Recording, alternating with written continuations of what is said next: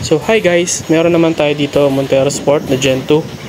So kita nyo, heat gun ko na tong headlight para madali nang buksan. So ito nga pa rin pala tandaan na ready nang buksan yung headlight kapag malambot na yung mga tabs. So yan, madali na siyang buksan sa lagay na yan.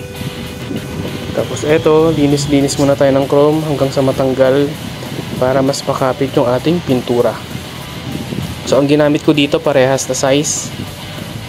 So 95mm po yan with signal function na rin. Tapos ito, nakalagay na yung ating butyl sealant.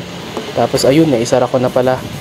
So kita nyo naman, hindi nasira yung ating mga channel. Yan, malinis pa rin tignan. Tapos ito yung ating wiring para signal saka sa park lights.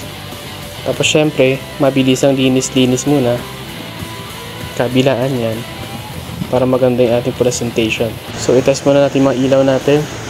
So dito sa park lights, puti siya, tapos may amber na demonize. So ito hazard naman. So kahit na naka-park light tayo, gagana pa rin yung signals natin.